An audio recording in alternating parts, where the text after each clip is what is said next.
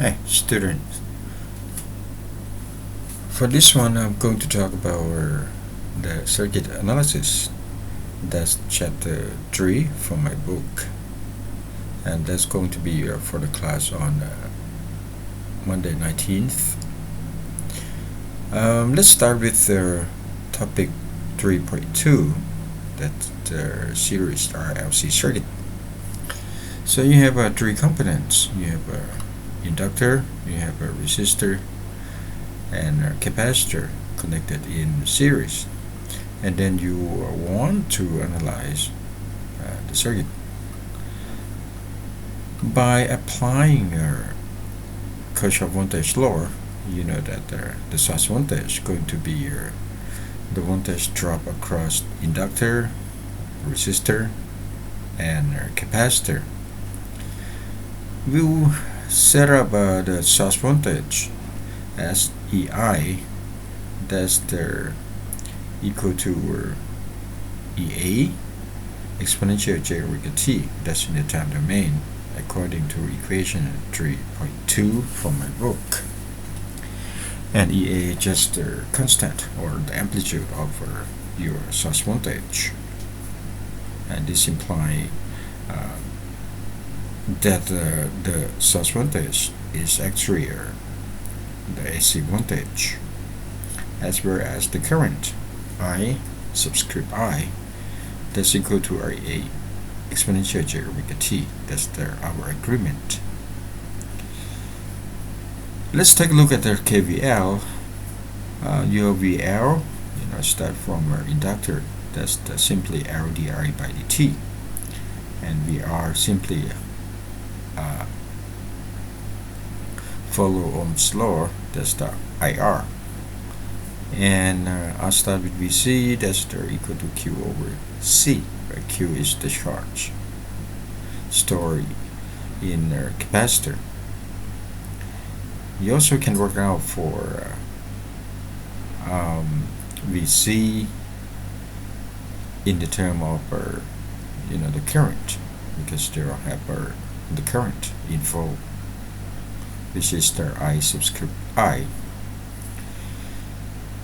From I equal to dq by dt, you simply do integration. You end up with your Q. Actually, that's going to be your this term.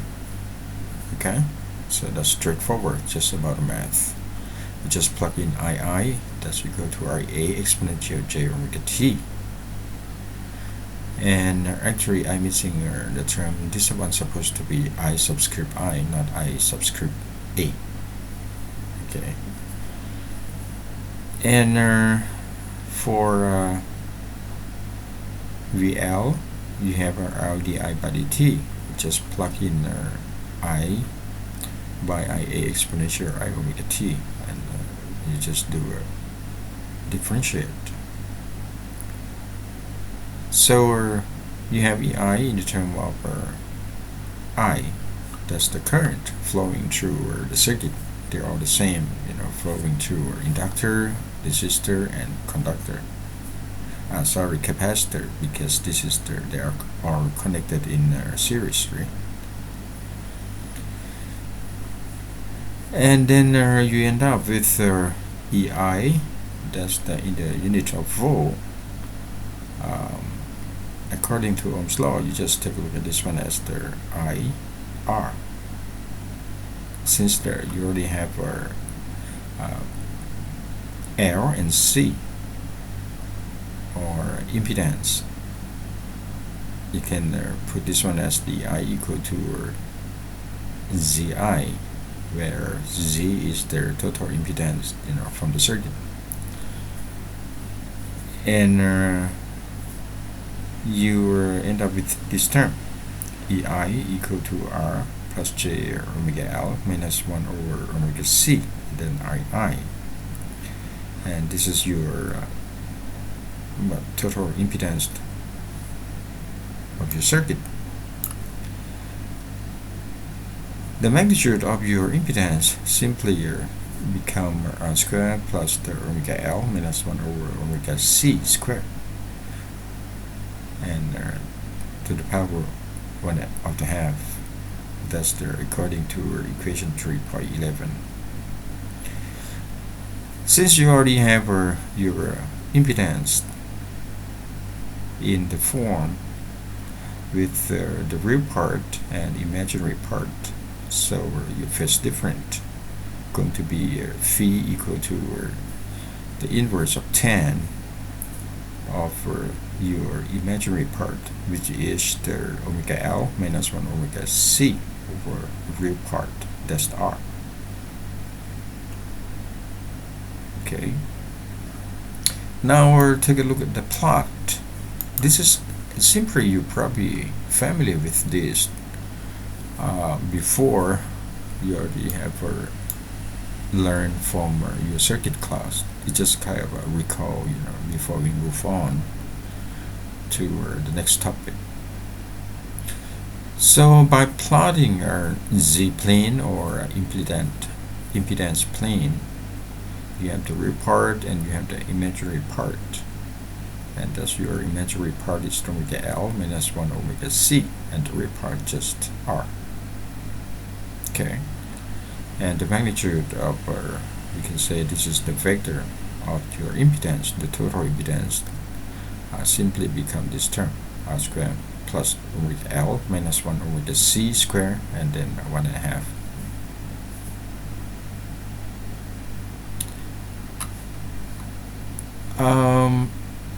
I take a problem 3.3 just to have more understanding about how to solve problem. That's on the page, from the page 99 from my book. You have the supply voltage. The amplitude is 10 volt at the 10 kHz frequency, with L, R, and C are connected in series. So the total impedance Z, you simply pick up that equation for the magnitude of your impedance and just plug in the number. You end up with the impedance, the 1.06 10 to the 6 ohms. For voltage drop across the inductor, or VL, VL equal to RLDI by dt, and for the amplitude of your current, simply become VA over Z. Since you already have Z from part A, you just divide 10 volt, that's the source amplitude of your voltage, that's 10 volt, divided by Z.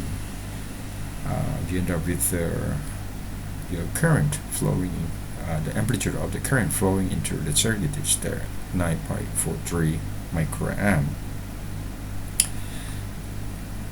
You also be able to find the magnitude of your voltage drop across your inductor. That's equal to omega L IA. So you just plug in number. You know the frequency, the inductance, and you also know what IA. So this is what you have for your VL, voltage drop across the inductance at the time t equal to 0 at the starting point. That's the 1.18 10 to the negative third volt. Next, the voltage drop across resistor. You simply apply Ohm's law. That's VR equal to RAR. Okay, and you also be able to find the phase angle, phi. That's end up with negative 1.57 radian. Very straightforward. From problem 3.5, page 99, you can do the V plane. Okay, So you already have IA, you have R, you have L, you have C. You just plug in the number, so you can plot for the V plane. Okay, so that's the RLC series circuit. The next one, we move on to sorry, I actually, I don't have a scanner right now, so I just took a picture using my smartphone. Let's see, we have a problem. Maybe I have to pick up. Okay, that's better. We're going to take a look at the transmission line and topic 3.3. That's the transmission line theory. You already know that when you have the length of your transmission line, the X, and your transmission line just working like the network circuit with A prime, L prime, C prime, and G prime. L prime, R prime, C prime, and G prime we call it as the distributed parameters. For L prime, everything is in the unit of per length. So your L prime, that's the inductance per unit length, Henry per meter. R prime, resistance per unit length, that's ohm per meter, and so on. So this is your equivalent circuit for transmission line. It's a very standard, network for your transmission line.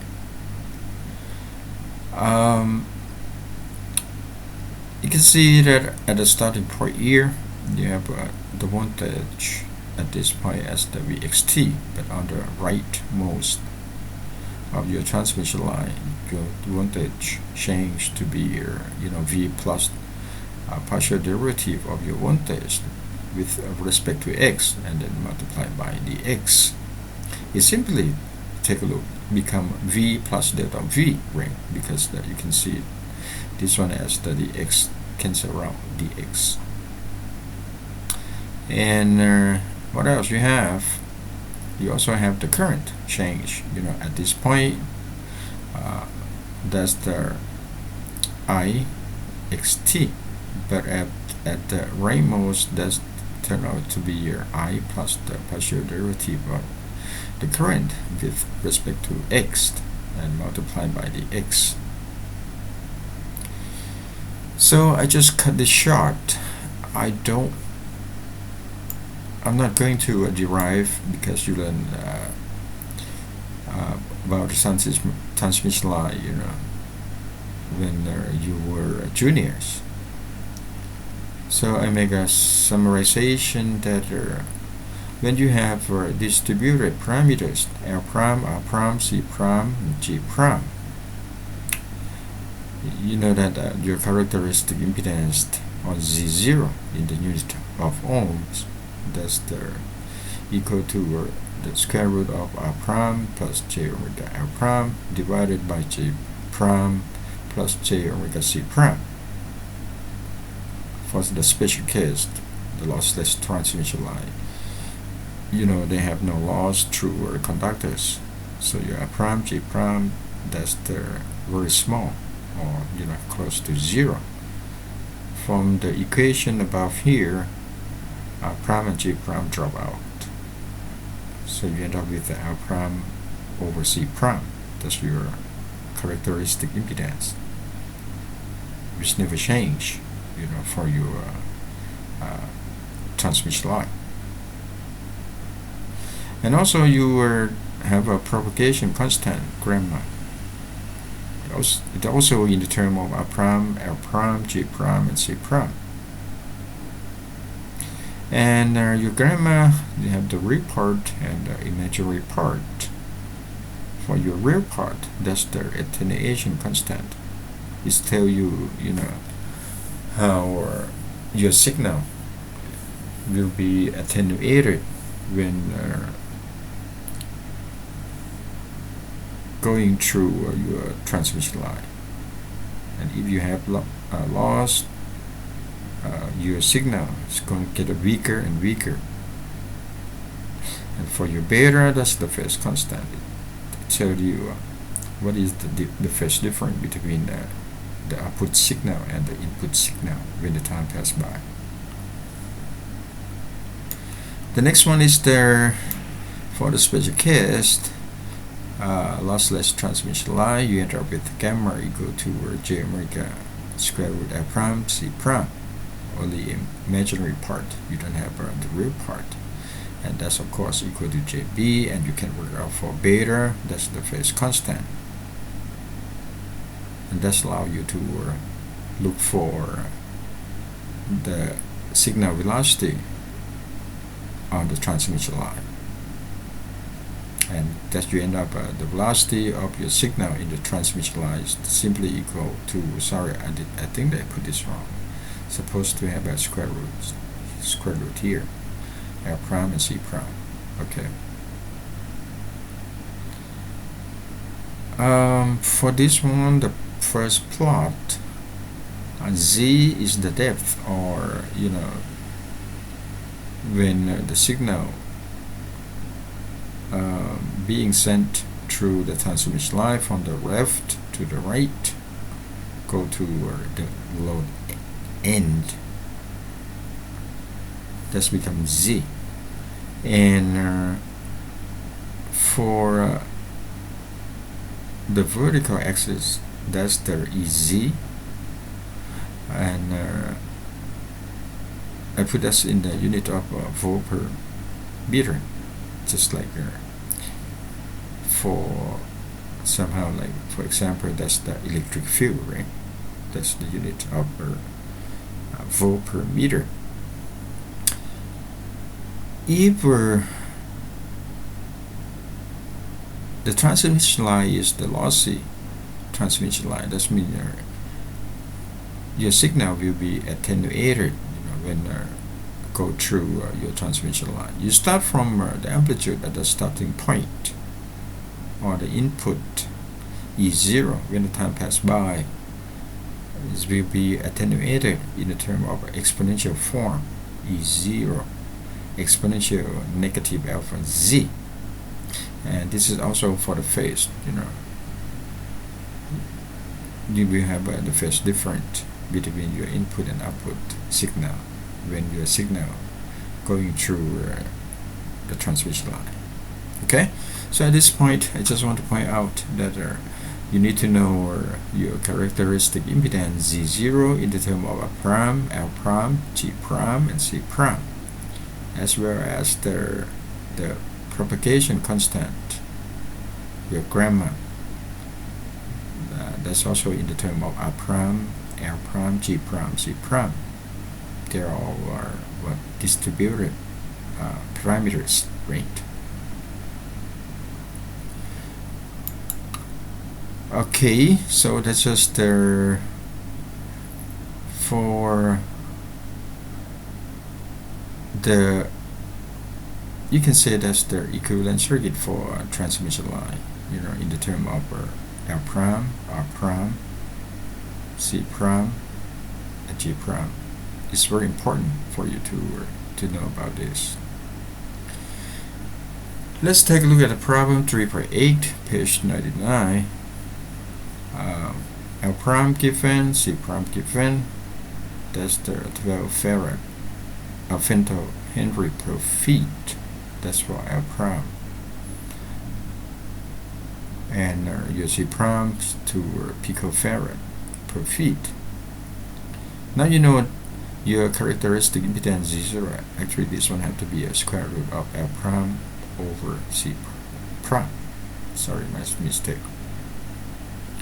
You end up with your characteristic impedance 0.077 ohms. You also be able to find the propagation constant. Keep in mind that this is the lossless transmission line. So your R prime and G primes get very small or getting close to zero. You can drop, two terms, and you simply end up with j omega square roots L prime and C prime. And you also know this is your beta. And from this point, and if you know the frequency of your signal, you be able to find the velocity of your signal in the transmission line as well. Now this is interesting things. For your transmission line system, you have the source, the impedance, ZS, and you have the load impedance, ZL, and characteristic impedance of the transmission line is Z0. Your reflection coefficient at the source equal to ZS minus Z0 divided by ZS plus Z0. And for the load end, you have the transmission coefficient at the load end equal to simply ZL minus Z0 divided by ZL plus Z0. Now take a look at the different cases. For the open circuit, ZL equal to infinity, right? You have open circuit. So your tau L, by applying this equation at the load end, tau L equal to ZL minus Z0 divided by ZL plus Z0. Let's give you 1. This means you have an incoming signal, from the left to the right, from the source to the load, and then the input signal will be reflected back from the load back to the source with the reflection coefficient at the load become 1. So that's mean you're going to add up incoming signal and reflected signal, so the net signal amplitude is going to be 2A. Okay, so you don't want this kind of situation to occur, because you want to maintain your input signal as the amplitude as the A. So you have problem at this point when you have open circuit. For the shorted circuit, ZR equal to 0, that's even worse, because your reflection coefficient at the load end, that's the become -1. That means you have a reflected signal with the amplitude -A, that inverse of your incoming signal, or you can say this is the out of phase, or you have the phase difference become 180 degree, right? Or pi radian. So your signal cancel out at the load. You have no signal at all, or you can say you lost signal.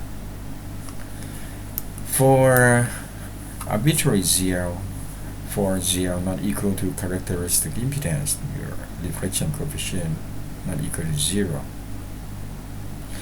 And this is what you're looking for, impedance matching. In the case you want ZL equal to Z0 or equal to characteristic impedance, because you have no reflection at the load end at all. You can see your tau L equal to 0. So you have no distortion of your input signal. This is what you want, your signal to show up at the load end with the amplitude A. Okay? I will go on lecture 4 series 2 later on, because you don't want this one to be too long. Okay, bye.